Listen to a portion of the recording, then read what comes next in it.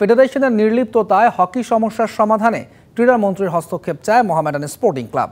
সমস্যার সমাধান হলেই কেবল মাঠে ফিরবে তারা। সেই সাথে পুরো কমিটিরও পরিবর্তন চায় মোহামেডান। আজ সংবাদ সম্মেলন করে এমন সিদ্ধান্তের কথা জানিয়েছে দলটি। একই রকম ঘটনায় ৩ ম্যাচে আম্পায়ারের ৩ রকম সিদ্ধান্ত।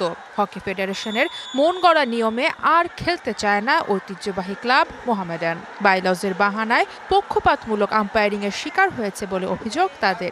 তাই প্রিমিয়ার লিগের টাইটেল নির্ধারণের শেষ ম্যাচে গোলে এগিয়ে থেকেও এক পর্যায়ে মাঠ থেকে বেরিয়ে গেছে। এসবের জন্য ফেডারেশন কর্তাদের দায়ী করে ক্রীড়ামন্ত্রীর হস্তক্ষেপে সমাধান চান দেশের কিংবদন্তি হকি খেলোয়াড় প্রতাপ শঙ্কর হাজরা। প্রেসিডেন্টের কাছে চিঠি দিচ্ছি, কোনো রিপ্লাই পাই না। ফেডারেশনের চিঠি দিলে কোনো রিপ্লাই পাই না। এখন মন্ত্রীর কাছে গিয়ে দেখি, যদি রিপ্লাই পাই, সঠিক সিদ্ধান্ত পাই, তাহলে ঠিক আছে।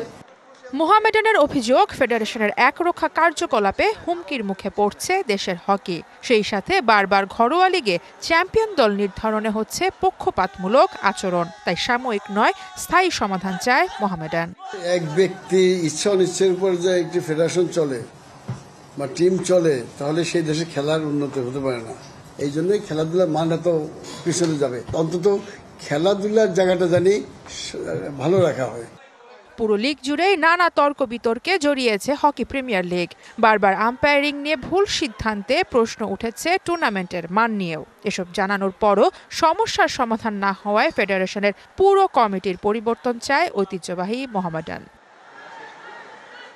সারা মাহবুব, ডিবিসি নিউজ, ঢাকা।